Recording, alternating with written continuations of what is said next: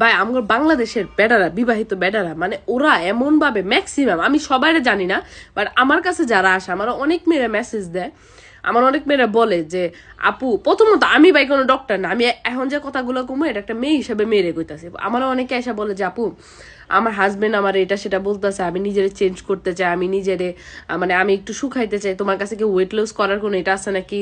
প্রথমত আমি নিজে এক মোটা, আমি ওইরকম কোনো শুকনো স্কিনি গার্ল না।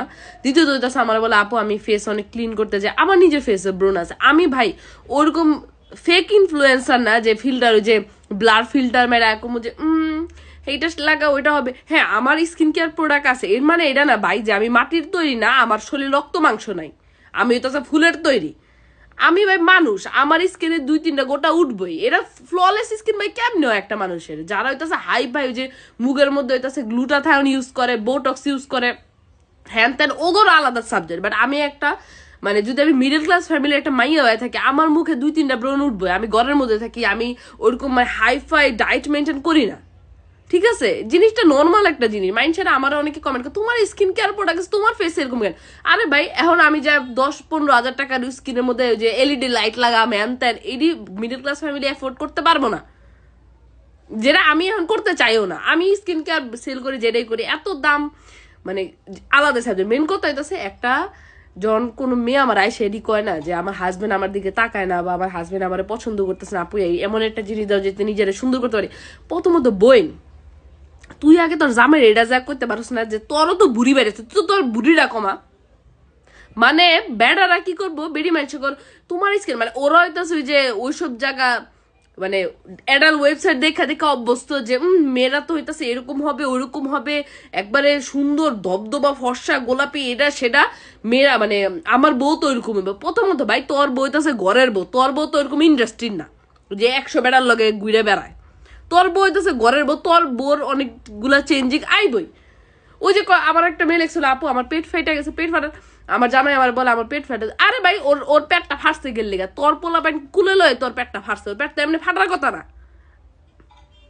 তুই যে ওই ইন্ডাস্ট্রির লগে তোর বড় কম্পেয়ার করছ, ওরা তো বাচ্চা লয় না, তো ওই যদি বাচ্চা না নিত তো ও তো অনেক সুন্দর মুন্দর হইতো।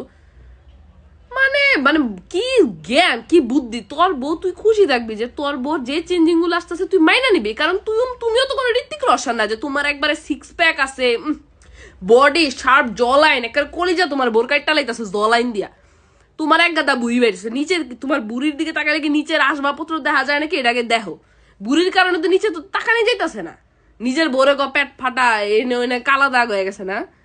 মানে আমার যখন মেয়েরা কয় না আমি জাস্ট একটা কথা কি আপু নাই, কিন্তু আমার এগুলো খুব হিটে লাগে যে এরই কোন ধরনের কথা ভাই?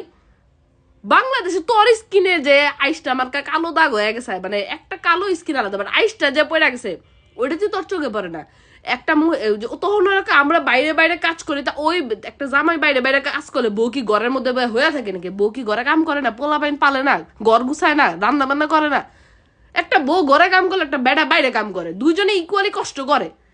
মেয়ে হিসাবে ও যথেষ্ট কষ্ট করে, পুরুষ হিসাবে ওই যথেষ্ট কষ্ট করে।